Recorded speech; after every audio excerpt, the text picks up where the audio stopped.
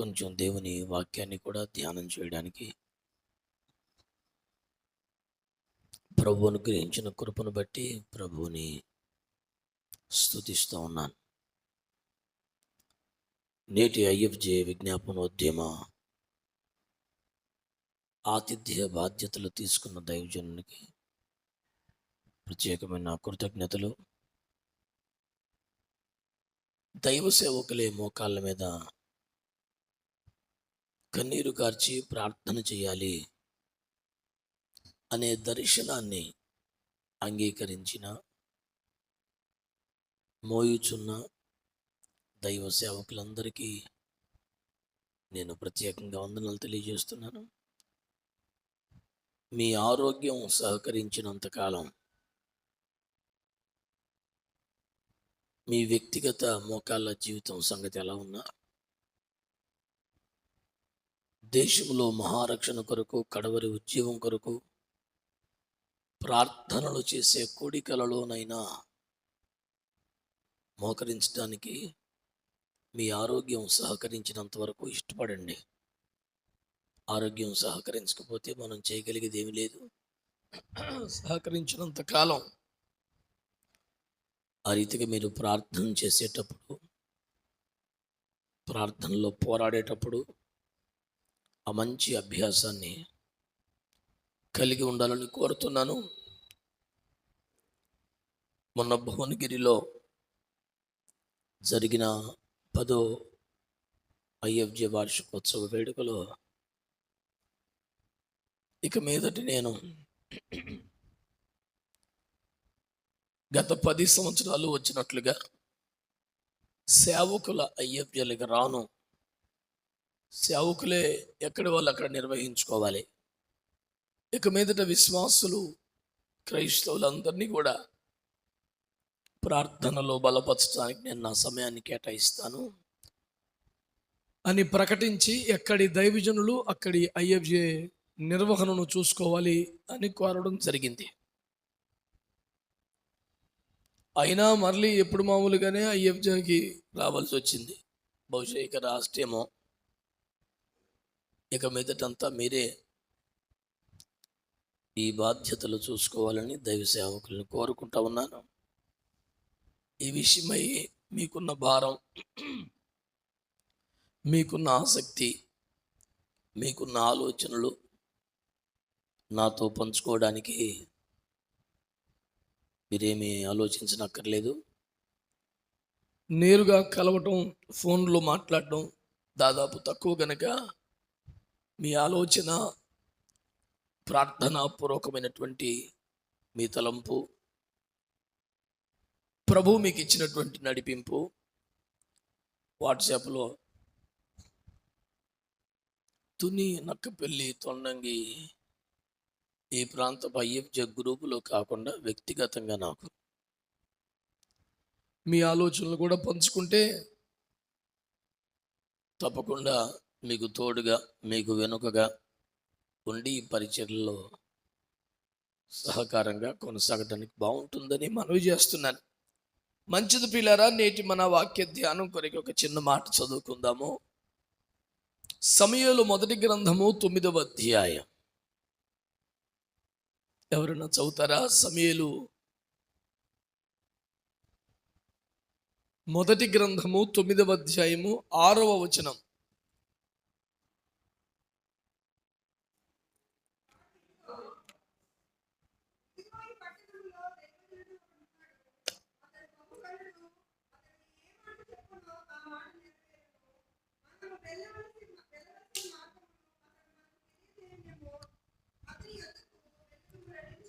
దేవుడి వాక్యముల ద్వారా మనతో మాట్లాడునుగాక. దైవజనులంతా కూడా తలలు పైకెత్తి నా వైపు చూస్తూ వినాలని కోరుతున్నాను. ఇప్పుడు మీరు చదువుకోవటం, రాసుకోవటం లాంటి శ్రమలు పెట్టుకోకండి. హాయిగా నన్ను చూస్తా 4 మాటలు వినండి. దైవ సేవకులందరికీ బాగా ఇష్టమైన మాట. విశ్వాసులు ఎవరైనా దైవజనుడిని సరిగా గౌరవించకపోతే, చెందాల్సినంత గౌరవాన్ని ఇవ్వకపోతే కాస్త పెడసరంగా కానీ కనబడితే వారిని సరిచేయడానికి, లైన్లో పెట్టడానికి దైవ సేవకులంతా సహజంగా వాడే వచనమే ఇది. దైవజనుడు అంటే ఏమనుకున్నావు? బహుఘనుడు, జాగ్రత్త, అతనికి ఇవ్వాల్సిన మర్యాద ఇవ్వాలి, లేకపోతే నువ్వు ఎలాగూ దేవుని ఆశీర్వాదాన్ని పొందగలవని విరుచుకుపడతారు. మరీ శాపం వచ్చేదిలేండి, రెడీగా ఉంటారు శాపం ముట్టుకుని కదా. ఆ కారణంగా దైవజనుడు సంఘము యొద్ద నుండి గౌరవము పొందుటకు ఒక మంచి పట్టున్న వచనంగా, దీన్ని అద్భుతంగా సమయోచితంగా వాడే జ్ఞానం సేవకులమైన మనందరికీ ఉంటుంది. ఎవరు అతీతులు కాదు, ఒప్పుకోవలసిన ముచ్చటే. నేనేమంటానంటే, నువ్వు దైవజనుడు అనబడుచున్నందుకు నువ్వు ఘనుడువా? నిజంగానే ఘనుడు అయిన దైవజనుడువా? ఈ చర్చ కొద్ది నిమిషాలైనా మనం చేయాల్సిందే. నువ్వు దైవజనుడు అనిపించుకుంటున్నందున అయ్యా ఇప్పుడు చదివేతనం మొత్తం అధ్యాయం అంతానే, మరి ఏనా ఇంక చూస్తలేదా, చూడబుద్ధి ఎత్తలేదా పొద్దునే? అది దైవజనుడు అనిపించుకున్నందున ఘనుడివేనా? నిజముగానే ఘనుడు అయిన దైవజనుడు అయ్యావా అన్నది ఈ పూట కొద్ది నిమిషాలైనా మనం చేయాల్సిన ఆరోగ్యకరమైన చర్చ. ఏదో రకంగా సేవకుడికి ఆర్డినేషన్ అయిపోయింది కాబట్టి నన్ను ఘనపరచవలసిందే అని ఒక ఇనుప కాడి సంఘం మీద మోపి దాని మీద కూర్చొని స్వారీ చేద్దామా? సంఘమే అప్రయత్నంగా శిరస్సు వంచి నమస్కరించగలిగినంత ఘనతను దేవుని వద్ద పొందుకుందామా అన్నది నేను మీ ముందు పెడుతున్న చర్చ.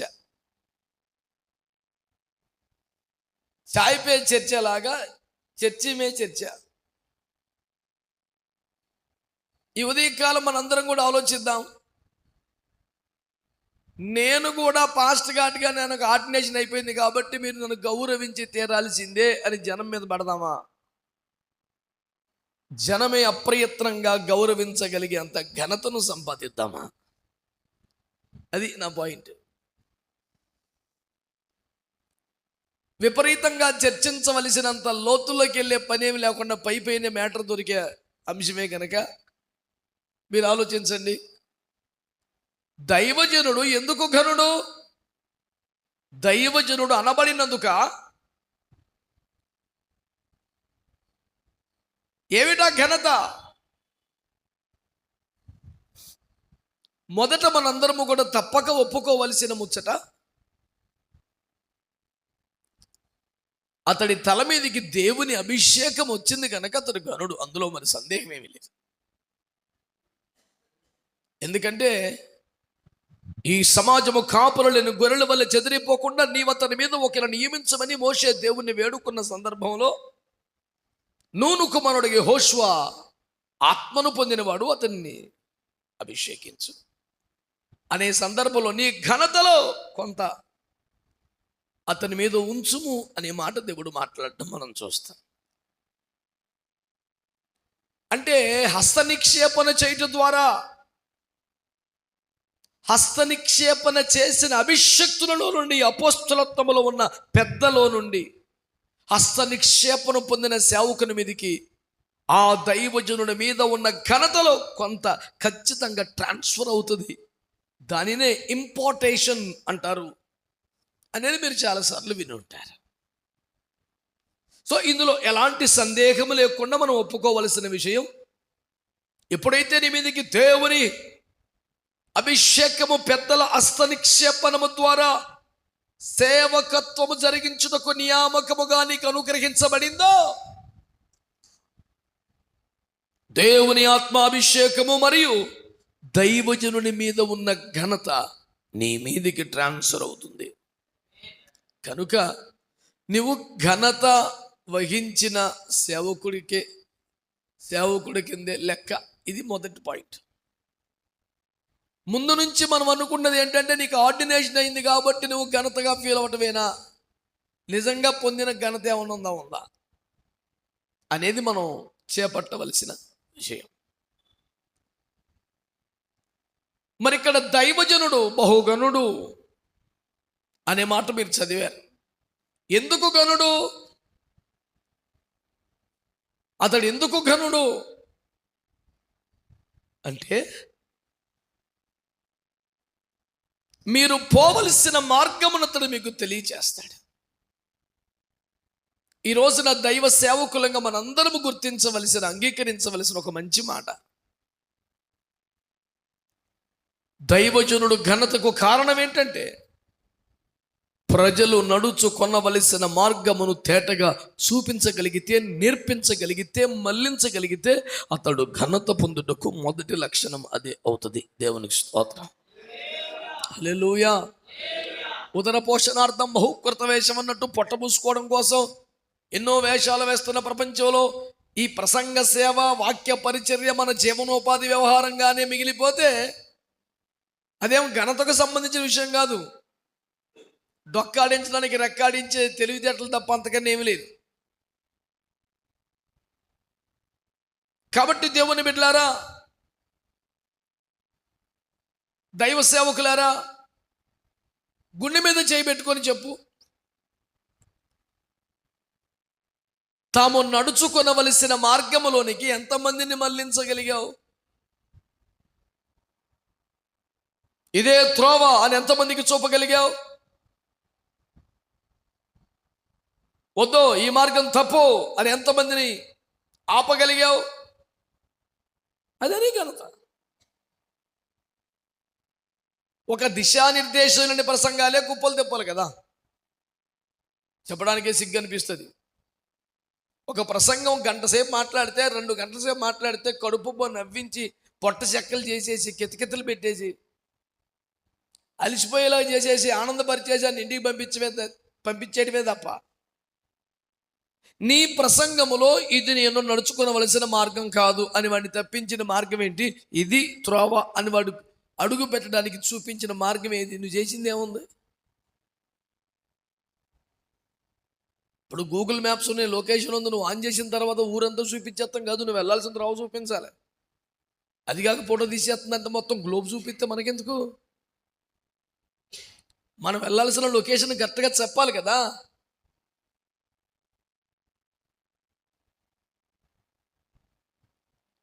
నేను అలా అన్నానని ఏమనుకోకుండా, కొంతమంది ఫోన్ నెంబర్ చెప్తే కూడా మనం రాసుకుని అంత వెరైటీ చెప్తాడండి. నెంబర్ చెప్పడం రాదండి, మనం 10 సార్లు అడగాల, ఏంటి మళ్ళీ చెప్పు అని. కొంతమంది అడ్రస్ చెబితే కూడా, హైదరాబాద్లో పూర్వం కొంతమంది ఆటో వాళ్ళు వీడికి అర్థం కాకూడదనే ఆ దుర్మార్గమనే తెలివితో చెప్పేవాళ్ళు అడ్రస్. దాని విస్తారమైన ట్రోల్స్ జరిగాయి. ऐसा सीधी जाकर लेफ्ट लो, वहां से राइट मारो, सीधी ఎంతసేపటికి అర్థమవుతుంది మనకి, మెంట్లో వచ్చేస్తుంది అనమాట. ఎందుకని? చెప్పడం రాకూడదు, అర్థం కాకూడదనే అలా చెప్పాడు. మెంట్లో వచ్చేసి దండం పెట్టి నువ్వే తీసుకెళ్ళి ఉంది ఎత్తాడు, తీసుకెళ్తాడు, పక్కనే ఉంటుంది అది.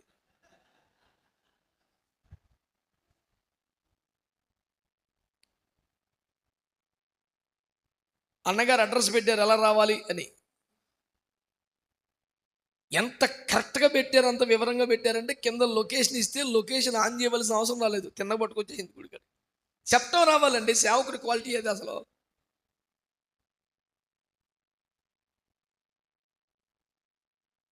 ఈ పట్టణం ముందు ఒక దైవజనుడు ఉన్నాడు, అతడు ఘనుడు. ఎందుకు ఘనత?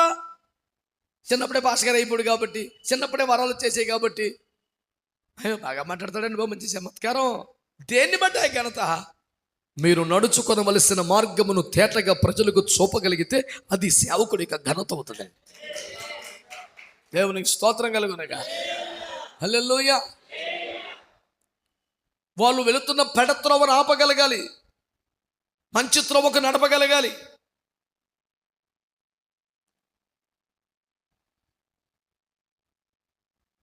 బుద్ధిమంతులైతే ఏం చేస్తారంట? అదే ఆకాశమంతులు, నక్షత్రాలు ఎందుకు అవుతారు? పోనీ చదవండి, దానియేలు 93:67 ఉంటుందా? 93 మరి తీయండి 12 మరి. అయ్యయ్యో 3 అది ఆ,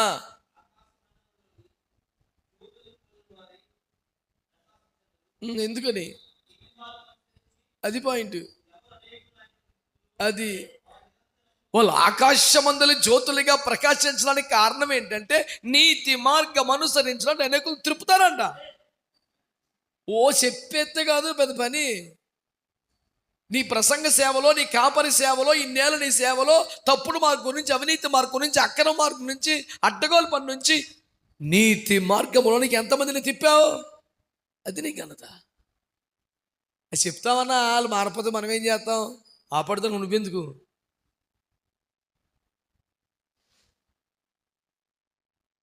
ఏం చేస్తావు మాకు సంబంధం లేదు, వాళ్ళ నీతి మార్గంలోకి త్రిప్పాలి.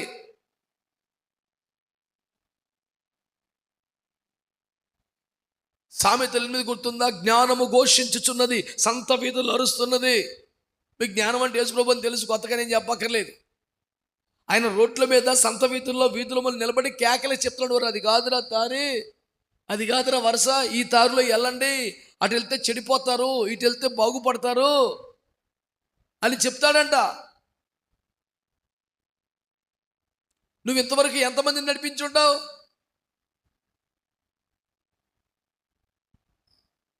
ఆనాటి శాస్త్రులు, ధర్మశాస్త్రోపదేశకులు తమ మతంలోనికి నడపడానికి సప్త సముద్రాల చుట్టూ వచ్చేవాళ్ళంట.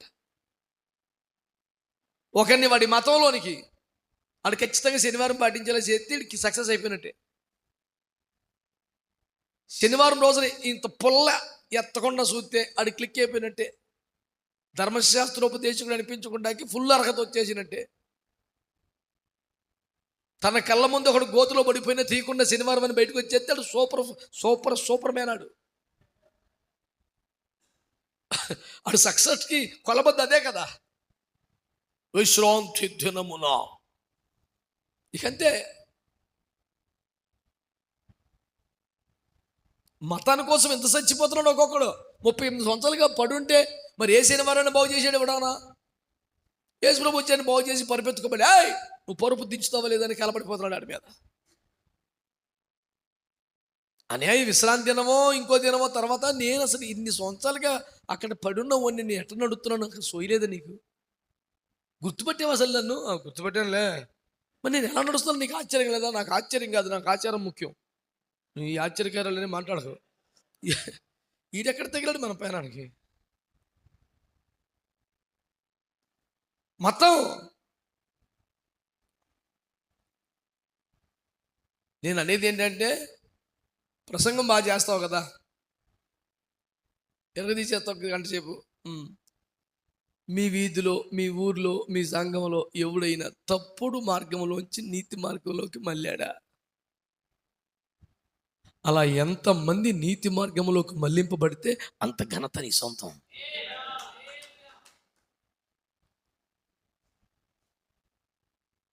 నేను చాలా చోట్ల చెప్పాను, మైకుల్లోనే, యూట్యూబ్లోనే చెప్పాను డైరెక్ట్గా. ఈరోజు రాత్రి కూడా నేను అక్కడికి వెళ్తున్నాను. న్యూజివీడ్కి గన్నవరానికి మధ్యలో చినాగిరిపల్లిలో ఒక సేవకుంటాడు మోషే గారు, దగ్గర 90 ఏండ్లు పై చిలుకు. ఆయన ఆహారం రోజుకు 1 లేదా 2 అరటిపళ్ళు, ఒక గ్లాసుడు మజ్జిగ. కొన్ని సంవత్సరాలుగా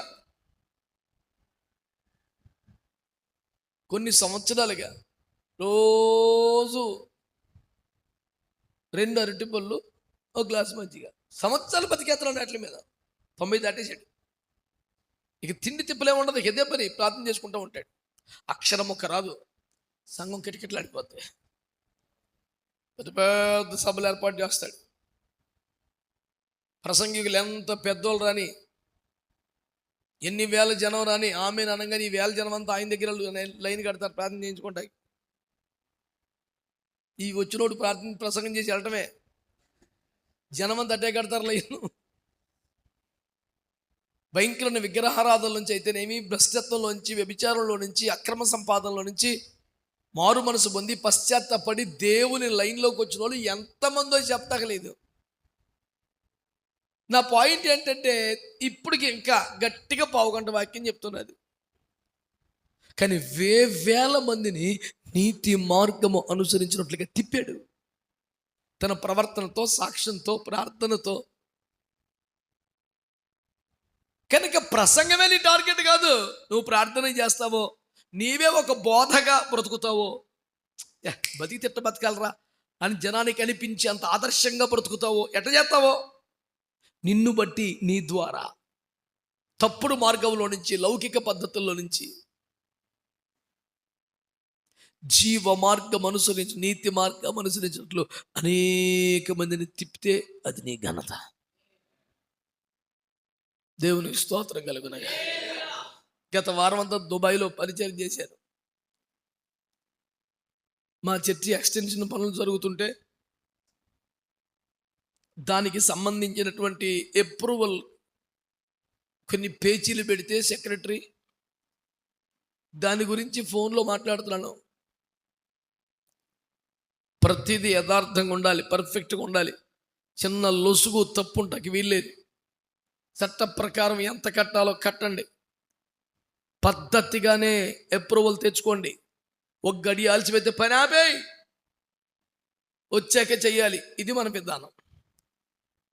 ఇవన్నీ మాట్లాడుతుంటే ఫోన్లో నా పక్కన డ్రైవ్ చేస్తున్నారు ఒక బ్రదర్ గారు, పెద్ద ఆయన అక్కడి సంఘ పెద్ద గారు. చాలా అధికారాల చేతిలో ఉన్నాయి మనిషికి. చూసి చూసి చూసి అయ్యారు ఒక మాట అంటాను, మరి ఏమనుకోండి అన్నాడు. మీరు ఇంత పెద్దవాళ్ళు, మిమ్మల్ని ఏమంటామండి బాబు అని ఏంటి అన్నాను. వాళ్ళ స్వస్థలం అమలాపురం అట. మాకు ఇలాగే పేచి పెట్టాడు. మనం ప్రభులోకి వచ్చేసి మనకు అలవాట్లే ఉండవు, కానీ వాళ్ళకు ఉంటాయి కదండి. దుబాయ్ నుంచి 2 సీసాలు అట్టుకెళ్ళి ఇచ్చేసి దెబ్బకి సంతకం పెట్టేసాడు అన్నట్టు.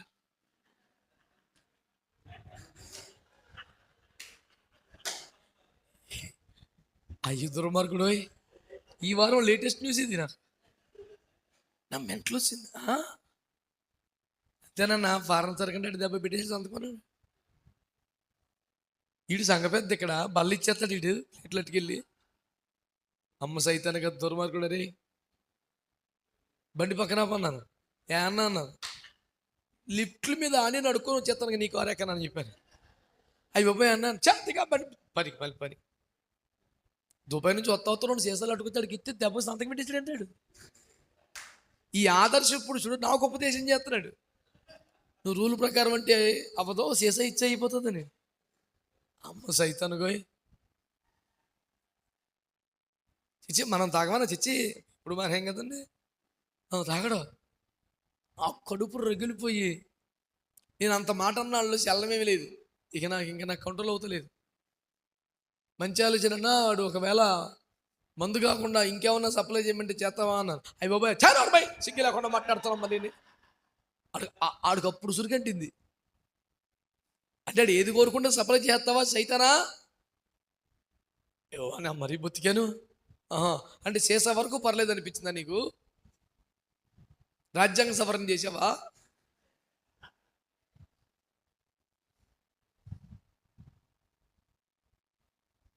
మనిషి నాతో మాట్లాడటం మానేశాడు. మానే నువ్వు నాతో మాట్లాడదాన్ని పని మాని పదా మన పడే అవడం. యూట్యూబ్లో ఉంటుందా ప్రసంగం, మీరు వినండి. మొన్న 24 తారీఖు రాత్రి ప్రసంగం వెళ్ళి మొట్టమొదటి రోజు ఇలా మోకాల మీద గురించి చెప్పిన వాక్యం దుబాయ్లోది. మన ఛానల్ కూడా పెట్టారు పిల్లలు. మొహమాటం ఏమన్నదో క్లియర్గా చెప్పా. విదేశాలు, గల్ఫ్ దేశాలు, ఏదైనా దేశాలు వస్తే వచ్చిన ప్రసంగికుడికి 4 రూపాయలు రావాలంటే ఏం చేస్తే వస్తాయి అని అడిగాను. అందులో చూస్తున్నారు తెలిసిన మ్యాటరే, వ్యక్తిగత ప్రార్థన చేస్తేనే వస్తాయి. ఇప్పుడు కేకేసినోడు వేసాలు కొని, టికెట్లు కొని, అకామిడేషన్ ఇచ్చి ఆడికి 5-6 లక్షలు అయిపోద్ది. అక్కడికి ఆడికి ఇంకేమెత్తాడు తందా? తొనవ చెయ్యాడతాడు. మరి ఇది సంచట్ నిండుతుంది. కంప్లైంట్ తిరిగి విజిటింగ్లు చేస్తేనో, కూటమికి వచ్చిన ప్రతి ఒక్కరికి వ్యక్తిగత ప్రార్థన చేస్తేనో వాడు 1 రూపాయి, ఈడు 10 రూపాయలు, 5 మొత్తానికి సంచి నిండుతుంది. దేవుని కృపలో బయటకు వస్తాడు. డైరెక్ట్గా యూట్యూబ్లో ఉంది చూడండి. మీరు ఇలా చేస్తేనే కదా డబ్బులు వస్తాయి మీ దగ్గర అంటే అవునండి. మరి నేను చేయను కదా, చేయనండి. నేను మీ కొంపలకి రాను. ప్రార్థన అయిపోయాక వ్యక్తిగత ఎక్కడ ఆమె చెప్పగానే ఎలాగెళ్ళిపోతాను. ఏ దేశం వెళ్ళినా అదే ఇష్టం. తలకు 10 డాలర్లు 10 పోగేసుకొని సంచి నింపుకొని ఆ డిపార్ట్మెంట్ కాదు. అలాగని ఇక్కడ తెగబడిపోతున్న మూట ఎడదొచ్చింది.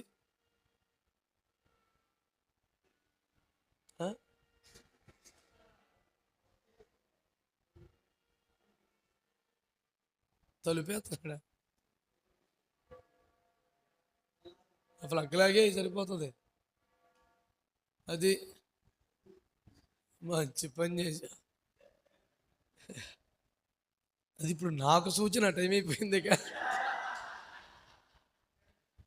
భలే తెలివిగా పెట్టాబాయ్. అమ్మప్ప ఓయ్, ఇప్పుడు నాకు అలారం పెట్టేశాడు. దేవుని స్తోత్రం. హల్లెలూయా.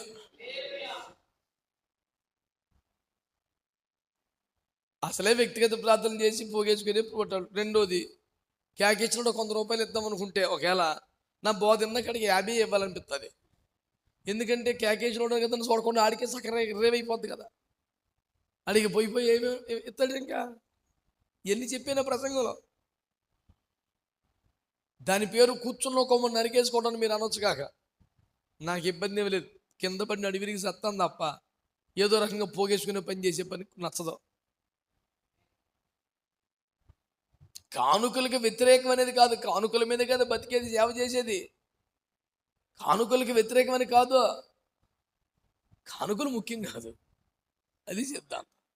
హేబేలును అతని అర్పణ ఫస్ట్ వ్యక్తి అంగీకరించబడితే అడప ఈడైతే అడగకుండా అర్పణ వద్దేగా చేతలవా. ఆడు కరెక్ట్గా అర్పణ, ఆడు తేడా ఉన్నాడా కాళ్ళ వేలబడి బజ్జలు తెచ్చి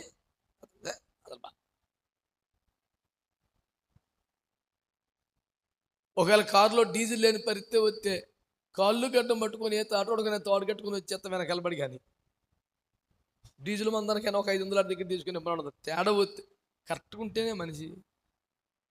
దేవునికి స్తోత్రం. కొంతమంది దైవ సేవకులకి సభలు పెట్టడం ఒక సరదా. ప్రభు నన్ను క్షమించను కాక మరి కొంతమందికి సభలు పెట్టడమే ఏకైక ఆదాయ మార్గం. అటు 2 రూపాయలకి 3 రూపాయలకి వడ్డీకి తెచ్చి సభలు పెట్టినా మొత్తం అన్ని వడ్డీతో పాటు అప్పు తీర్చేసి కూడా 50,000 మిగులుతుంది ప్రతి సంవత్సరం ప్రాజెక్ట్ అడిగి. కొత్తగా పెళ్ళైన సంక్రాంతులాగా అత్తింటికి వెళ్ళి మొత్తం తెచ్చుకుంటాడు ఛార్జీలకు. ఈ బాబుతోడు ఎంతమంది లేరండి బాబు. నేను పాస్టర్ గారికి మనవని, ఇంకో పాస్టర్ గారికి కొడుకుని, నేను పాస్టర్ అయిపోయి 30 ఏళ్ళు అయిపోతుంది. ఇదే ప్రపంచం కదా. చూసి చూసి చూసి ఓ పాస్టర్ గారు ఉండేవాడు, ఆఖరి రాత్రి సభను ఒకటి అప్పచెప్పి ఊరు వెళ్ళిపోయేవాడు. ప్రతి సంవత్సరం అదే పని అడిది. 4 రోజుల ముందు సభల పేరు మీద దండేస్తాడు, మొత్తం 3 రోజులు సందాలు పట్టేస్తాడు, మొత్తం అంతా పోగేస్తాడు. ప్రతి సంవత్సరం ఆఖరి రాత్రి ఊరిపోతాడు. వీడు కన్వీనరా 6 మూర్తయ్య గారు వాచ్యం అమ్ముకొని వచ్చారన్నాడు. కోటానికి వెళ్ళి బిల్లుమల రింగ్ అమ్మేసుకొని మూర్తయ్య గారు వాచ్యం అమ్మేసుకొని వచ్చారు. ఉన్నారు. ఆఖరి రాత్రి వెళ్ళిపోతాడు.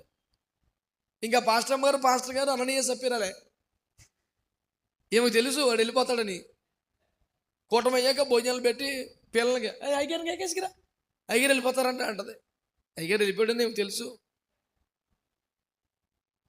పిల్లోడు వెళ్ళి అయ్యగారు లేరమ్మాను. అయ్యగారు లేరా, ఎక్కడికి వెళ్ళి ఫోన్ చేయ అన్నది. ఫోన్ స్విచ్ ఆఫ్ అవుతుంది. అయిపోబా సంఘ పెద్దలు ఫోన్ చేస్తుంది, వాళ్ళకి ఫోన్ చేస్తుంది. లేరమ్మా అయ్యగారు ఇక్కడ. అంత గేమే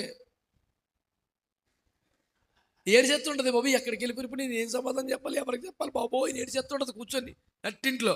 అప్పుడు వచ్చిన ప్రసంగం ఇక్కడ ఏడవకమ్మా, మేము ఏదో బాధపడి వెళ్తాంలే అని వాళ్ళు బాధలు పడి వెళ్ళిపోతారు. వెళ్ళిపోయిన తర్వాత లేచి ఆన్ చేసి పౌడర్ తప్పుకొని దర్జా కూర్చుంటుంది. రేపు పొద్దున వచ్చేస్తాడు జాగ్రత్తగా. ఎంత దౌర్భాగ్యం, ఎంత దరిద్రం, ఎంత మోసం, ఎంత నీచం, ఎంత అల్పం, ఎంత దరిద్రం. ఇదొక సేవకుడా? ఇదే పద్ధతే? ఏం బతుకున్నది సేవ అంటే? నీతి మార్గమును అనుసరించినట్లుగా కొంతమందిని తిప్పితే ఘనతదే. నువ్వే దారి తప్పి పోగేసుకోవటంగా దరిద్రం. తిప్పాల లైన్లో కొంతమందిని, అది సేవకుడి యొక్క ఘనత. దేవునికి స్తోత్రం కలుగునగా. హల్లెలూయా. సేవకుడు ఎందుకు కనపరచబడాలి? సేవకుడు దేన్ని బట్టి కనపరచబడాలి? పాపములో నుంచి, అవినీతిలో నుంచి, అక్రమ సంబంధాల నుంచి, అక్రమ సంపాదనలో నుంచి, దేవ విరోధమైన పద్ధతుల్లో నుంచి అడ్డుపడి తెప్పాలి లైన్లోకి. అది దాదాపు కనాను చేరువుకు వచ్చిన తర్వాత ఈ 10 మంది తప్పుడు బోధలో 12 మందిలో 10 మంది చెప్పిన అబద్ధ సమాచారాన్ని బట్టి, తప్పుడు సమాచారాన్ని బట్టి జనం తిరిగి ఐగుప్తుకి వెళ్ళిపోతామని అడ్డం తిరిగితే యెహోషువ కాలేబుల త్రోవకు అడ్డుపడి బట్టలు చెప్పుకొని బూడిద పోసుకొని పొరలాడి ఏడ్చి వాళ్ళని మళ్ళీ సీయోను వైపు తిప్పడానికి ఎంత ప్రయాసపడ్డారు. అది కదా సేవ. వారు ఎందుకు కనపరచబడాలి? వారు నీతి మార్గమును అనుసరించినట్లు దాదాపు ఐగుప్తుకు తిరిగిపోతున్న జనాల్ని మరలా సీయోనుకు తిప్పగలిగారు. అది ఘనత. నువ్వు ఏడుతావో, ఉపవాసం ఉంటావో, గోనపట్టు కట్టుకుంటావో, ప్రలాపిస్తావో, ప్రార్థన చేస్తావో, ప్రసంగమే చెప్తావో, కన్నీరు గారుస్తావో,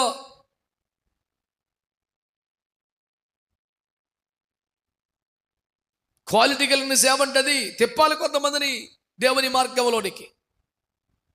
అలాగే మరొక మాట కూడా మీ దృష్టికి తెస్తాను. ఘనత దేన్ని బట్టి చదవక్కర్లేదు. సంఖ్య 12:6-8 మధ్య దేవుడు మా ద్వారా ప్రకటించలేదా? నీలో నుంచే మాట్లాడా? ఇంత పెద్ద మినిస్ట్రీలో మా వాటా ఏమి లేదా? నువ్వు ఒక్కడవే కష్టపడ్డావా? దేవుడు మమ్మల్ని కూడా మాడుకోలేదా? దేవుడు మా ద్వారా పరికలించలేదా?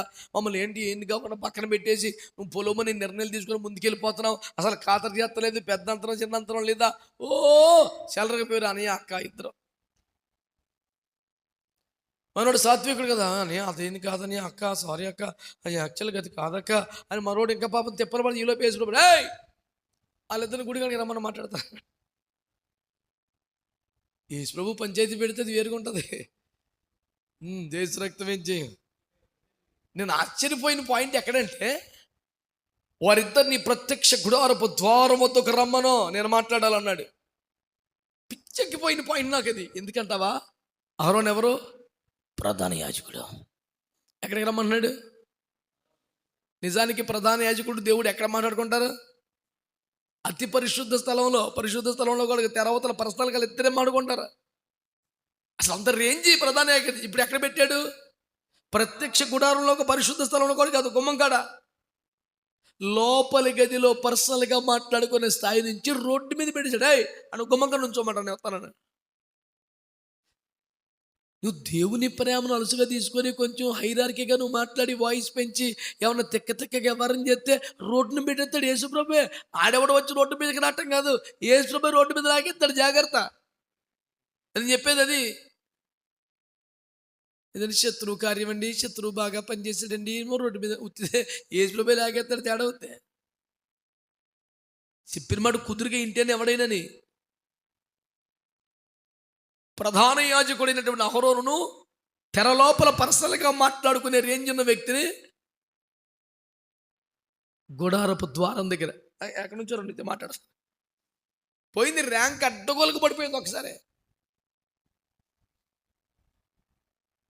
ఎంఆర్ఓ గారిని క్లాస్ పైకి వెళ్ళాలంటే కలెక్టర్ ఆఫీస్ పిలిచి గదిలో పెడితే బాగానే ఉంటుంది. ఎంఆర్ఓ ఆఫీస్కి వచ్చి రోడ్డు మీదకి లాగి తిడితే ఎంత ఘోరంగా ఉంటుంది. నువ్వు గదిలో తలుపులు వేసుకొని నువ్వు మోకాలు నా కుమారుడా నీ పద్ధతి బాగోలేదురా రే, ఈ పగిలిపోద్ది అని చెప్తే ఎంత కొట్టేసినా మనకు సూపరే. కానీ చర్చీలు అందరూ చూస్తున్నాం, అందరికి కనపడాలిగా రోడ్డు మీద లాగేసి క్లాస్ ఇచ్చాడంటారు మనకి.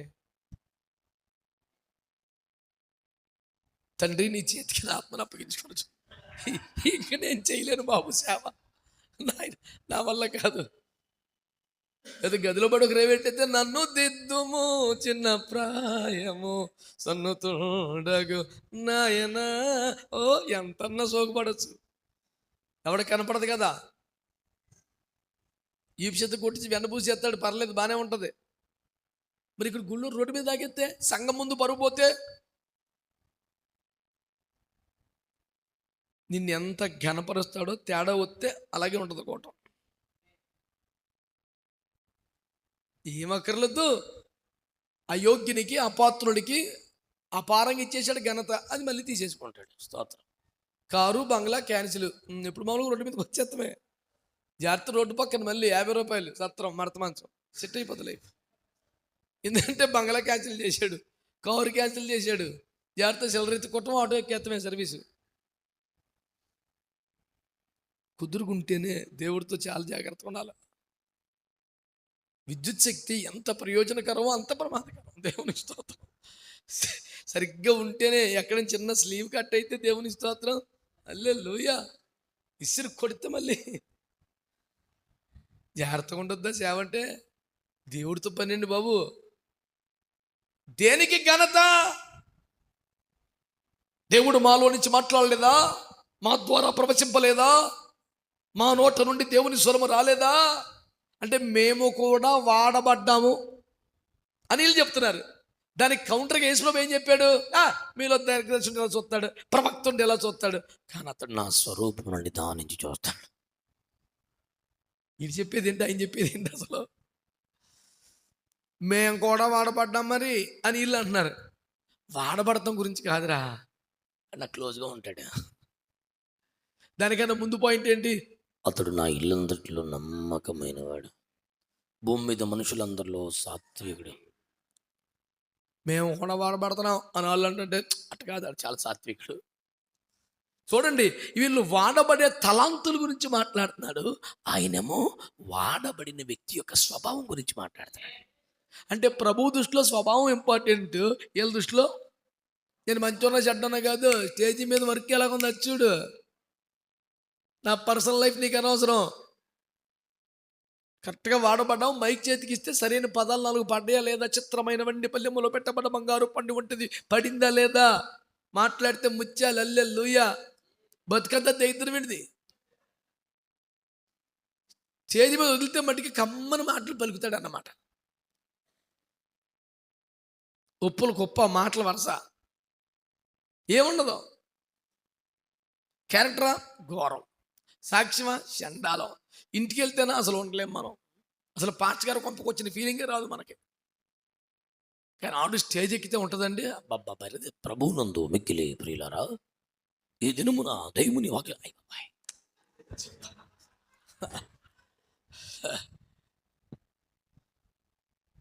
డ్రైనేజీ మీద పానీపూరి బండ్లు అంటాడు,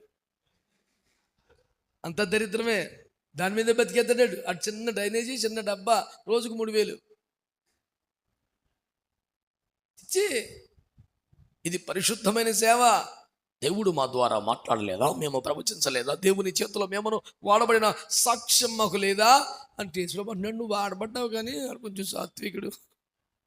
పోయింది, మొత్తం పోయింది. నువ్వు కూడా ప్రవచనాలు చెప్పావు కానీ నేను నమ్మకస్తుడు కొంచెం. అంటే దేవుని దృష్టిలో ఏది ఘనత వహించినది? స్వభావం, వాడబట్టం కాదు. అంతరంగ స్వభావాలేమో దేవుడు చూస్తున్నాడు. బాహాటముగా వాడబడిన మన సాక్ష్యాలు అన్నీ ఇంటికి వెళ్తే ఆల్బమ్ చూపిస్తాడు. మొన్న 97వ సంవత్సరం మొదటి సభ, ఆ తర్వాత మొన్న ఇదే ఆల్బమ్ ఇంత ఉంటుంది. ఆల్బమ్ ఇంటి దగ్గర అన్ని ఫోటోలు, కేఎఫ్ఎల్ మీటింగ్లో ఫోటోలు కూడా ఆయన ఫోటో తీసి ఇటు ఫోటో వేసుకుంటాడు. ఈ వెనకాల నుంచి ఫోటో తీస్తే జనం పడిపోయినట్టు, నిజానికి వెనకాల ఫోటో కదా, ఈడిది కాదు అది. పెడతాడు సెట్టింగ్. అందరు ఏలూరులో మొన్న ఒకటి మీకు ఏం చెప్పను నేను డిగ్రీ చదివే టైంలో కళ్ళు మూసుకుంటే ప్రార్థన చేసుకుందామని చేతులేత మనడు ఫోటో తీశాడు. తర్వాత కళ్ళు తెరిచి అందరూ స్తోత్రాలు చెప్పని కళ్ళు తీశాడు. వీళ్ళందరూ గుడ్డోళ్ళు, నేను ప్రార్థన చేసి చూపు వచ్చినని పెట్టాడు పోస్టు. కళ్ళు మూసు మేము డిగ్రీ చదువుతున్నాం రెడ్డి కాలేజీలో. అప్పుడు దుర్మార్గుడు, ఏదో కాంగోలో వచ్చిన జాతులు వంచడానికి వెళ్ళే వాళ్ళం. ఒక సాయంత్రం పడు ఇది కళ్ళు మూసుకున్నప్పుడు ఫోటో తీసేసి వీళ్ళు గుడ్డోళ్ళు కళ్ళు తెరిచిన తర్వాత వీళ్ళు నేను ప్రార్థన చేసాక సూప్ వచ్చిందని పెట్టేశాడు. దుర్మార్గుడు. ఇలాంటి పనికి మళ్ళీ తెలివితేటలకి ఏం కరువు ఉండదు. ఎందుకంటే కాన్సన్ట్రేషన్ అంతా మేము వాడబడుతున్నాం, మేము గొప్పగా కార్యాలు చేస్తున్నాం, మా ప్రార్థనలో పరిచయలో కార్యాలు జరుగుతున్నాయి అంటే ఘనతకు సూత్రం అదే అనుకుంటాడు. ఇది వచ్చిన సావు అది. ఇది లోకల్గా ఎక్కడైనా క్లిక్ అవుతామని యేసుప్రభు దగ్గర సెట్ అవ్వదు అసలు. ఆయన స్టేజ్ మీద ఎంత బాగా వాడబడుతున్నామో దాన్ని పట్టించుకోడు. లోపల మన క్యారెక్టర్, మన స్వభావం ఎలా ఉందో చూస్తాడు, దానికి వేస్తాడు మార్కులు.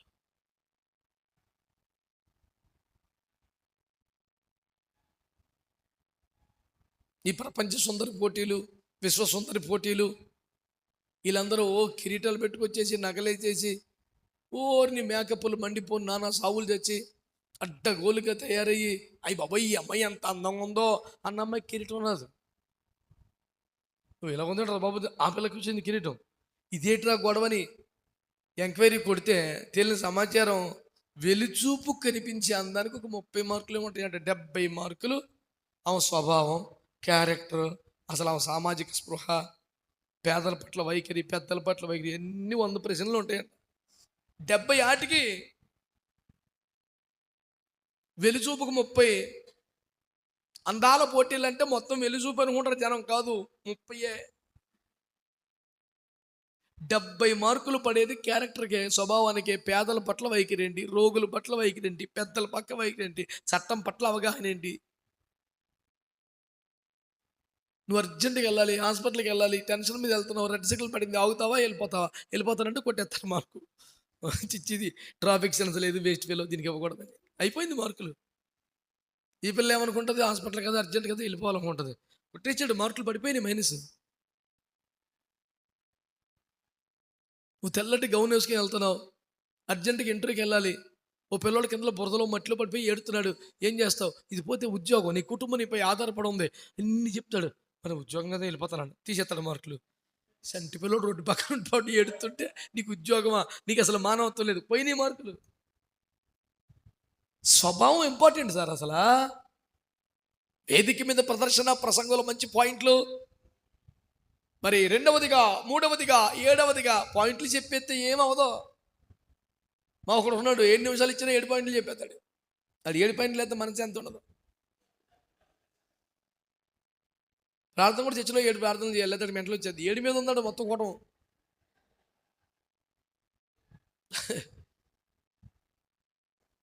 నేను నన్ను చూసి భరించలేక నువ్వు చర్చి 7వ రోజు పెట్టారు, ఇక సుఖం లేదు నీకు ఎప్పటికైనా మనసు ఎంత ఉండదు. మన పాయింట్ ఏంటి, ఘనతకు పాయింట్ ఏంటి చెప్పండి, వాడబట్టం కాదు, స్వభావం. ఒకటి రైనో అనేకులే ఏంటి, మరి అసలు పాయింట్ అది కదా, అనేకులెట్టి నీతి మార్గమును అనుసరించడం, నువ్వు ఎంతమంది చెప్తే అంత కరెక్ట్. రెండోది స్వభావం, వాడబట్టం కాదు. మూడవది అతడు నా స్వరూపమును నిదానించి చూచును, దేవునితో ఉన్న వ్యక్తిగత సంబంధమే ఘనత కారణం తప్ప, నాకు ఎమ్మెల్యే గారు తెలుసు, ఎంపీ గారు తెలుసు, ఫోన్లో మాట్లాడతాను.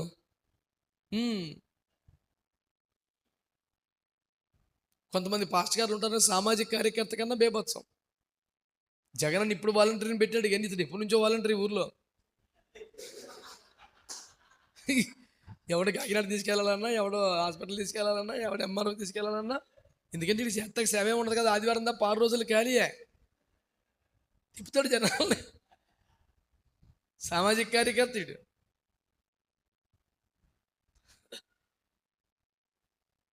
నువ్వు బ్యాంకులో ఉన్నావు, ఎవరన్నా చదువులేని వ్యక్తికి బతుకు డిపాజిట్ రాసి పెట్టుకోబట్టి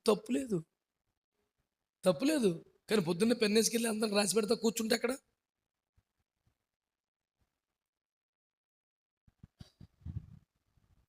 నేను చెప్పింది కరెక్ట్ అండి, మీకు తెలుసో తెలీదో మరి, ఈ విద్య వాలంటీర్ వ్యవస్థ ఇప్పుడు వచ్చింది, కానీ వాలంటీర్గా పనిచేసే పాస్టర్ గారు ఎప్పటి నుంచో నాకు తెలుసు బోల్డ్ మంది. అది ఎప్పుడు చూసినా వైజాగ్ ఎక్కడ అంటే ఒక హాస్పిటల్ తీసుకొచ్చాను అంటాడు, ఒక ఎంఆర్ఓ తెచ్చాను అంటాడు. నీకు ఇదే ఫుల్ టైం అంటే అదే ఫుల్ టైం, ఆదివారం ఒకటే సేవ, 6 రోజులు సామాజికం. నేను అన్నాను, హెబ్రీ పత్రిక 12 చదువుకోరు, ఇంటికి వెళ్ళిన పేనం తీసేకి నువ్వు ఏముంది అక్కడ, చూసి ఎవడని చెప్పేస్తాడు.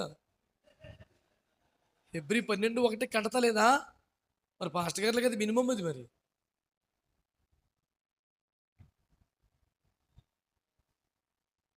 అసలు మొహమాటలు లేకుండా ఎత్తికేస్తున్నావు చూడండి ఒకడు, వద్దు. ఇంత గొప్ప సాక్షి సమూహం మేఘం వల్లే మనల్ని ఆవరించి ఉన్నదని మనమును ప్రతి భారమును, తర్వాత సులువుగా చిక్కులు పెట్టి పాపం, అందరి కాన్సన్ట్రేషన్ సులువుగా చిక్కులు పెట్టి పాపం మీద ఉంటుంది. అది రెండోదిరా బాబు, ఫస్ట్ది రకరకాల భారాలు ఉన్నాయి, వదిలించుకో. అవన్నీ మెల్ల మీద ఉంటే రాజ్యపు కాడి మొయ్యలేవు, తీసేయి. యేసు రక్తమే జయం, దేవునికి స్తోత్రం చెప్పండి. 3 పాయింట్లు చెప్పాను. ఒకటి, నీతి మార్గమును అనుసరించట్లు ఎందరిని తిప్పితే అంత ఘనత.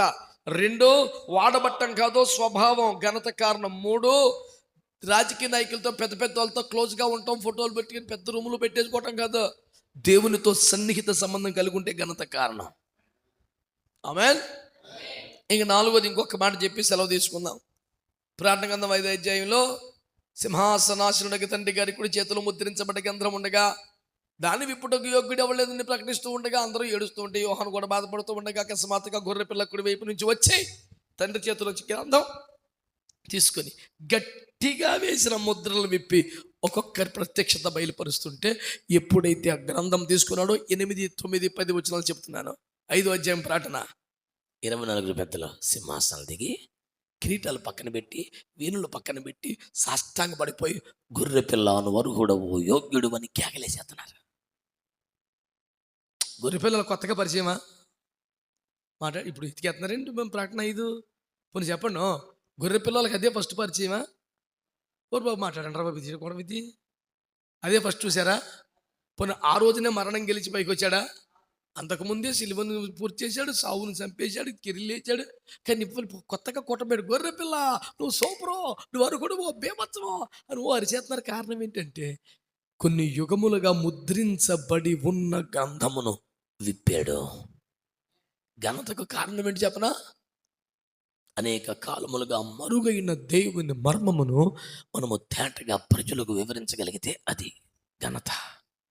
సామెతలు 25:2 కూడా అదే చెప్పాడు కదా, సంగతిని మరుగు చేయడం దేవునికి ఘనత, దాన్ని బయలుపరచుట రాజుకు, శోధించడం రాజు ఘనత. దేవుడు దేన్ని మరుగు చేసి ఉంచాడో దాన్ని బయలుపరిచితే అది ఘనత. యుగములకు పూర్వం మరుగైన దేవుని మర్మాన్ని బయలుపరిస్తే ఘనత. ఏది ఘనత కారణం? ఒక ప్రత్యక్షత సంఘానికి ఇవ్వగలిగితే ఘనత. అర్థం కాకుండా దాచబడిన ఒక సత్యమును వెలికి తీసి సత్యమైనది బహు దూరముగాను బహు లోతుగాను ఉన్నది, అక్కడికి వెళ్ళి దాన్ని తీసుకొని రావాలి. ఒంటెలన్నిటి దప్పిక తీర్చుటకు లోతైన బావిలోనికి దిగే కెపాసిటీ ఉండాలి. పెళ్లి కుమార్తె సంఘం అర్హతది. ఇంటి వారి దప్పిక తీర్చడానికి బయలుదేరిన రిబ్కా ఒంటెల దప్పిక తీర్చే స్థాయికి వచ్చింది. ఈ రోజున కోడి పిల్లలకి మూతలో నూనె పోసి నీళ్లు పోసినట్టు కాదు ఒంటెలు దప్పికంటే, అవి ఎన్నైనా తాగేతాయి. అలాంటి 10 తెచ్చాడు పెద్ద మనిషి. మళ్ళీ అవి నోరు తెరిచడం కానీ మోకాలు చూస్తున్నాయి. గాడిగాడ దేవునికి స్తోత్రం. చిన్న పని కాదు. ఆ చిన్నది త్వరగా బావిలోకి దిగి ఒంటెలన్నిటి దప్పిక తీర్చిందంట. ఆ ఊటాకు చిన్నదే కానీ పెద్ద పెద్ద ఒంటెల దాహం తీర్చేసిందండి బాబు. ఎంత పెద్ద పని! ఏది ఘనత? మరుగైనటువంటి సంగతులు బయలుపరచటం. ఆమేన్. 4 ముక్కలు మనస్ఫూర్తిగా చెప్పుకుందాం. 1, నీతి మార్గమును అనుసరణ అనేకులు త్రిప్పితే అది ఘనత. 2, స్వభావం, అంతరంగ స్వభావములు దేవుని సంతోషపరిస్తే ఘనత. 3, దేవునికి సన్నిహిత సంబంధం ఉంటే ఘనత. 4, మరుగైన మర్మములను సంఘాలకు బయలుపరిస్తే ఘనత. దైవజనుని కాబట్టి ఘనపరచవలసిందే అని జనాల పేక మీద కూర్చోకుండా ఘనతకు కారణమైన ఈ సేవలను, ఈ అర్హతలను మనము సాధించిన వారమై దేవుని కృప పొందుదాం. దేవుడు మనల్ని, మన కుటుంబాల్ని, సంఘాల్ని ఆశీర్వదించునుగా. ప్రార్థన.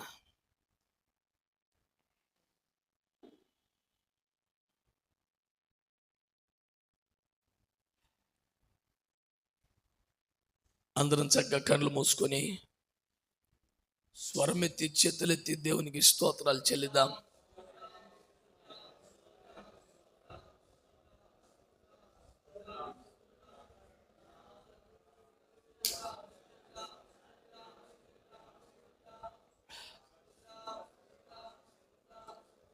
ఆసక్తి కలిగి అందరము దేవునికి కనపడదాం.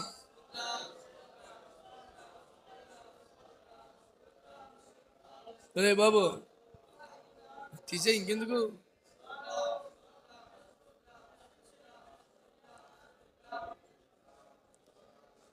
ఆసక్తి కలిగి ప్రార్థన చేద్దాం. హల్లెలూయా, హల్లెలూయా, హల్లెలూయా.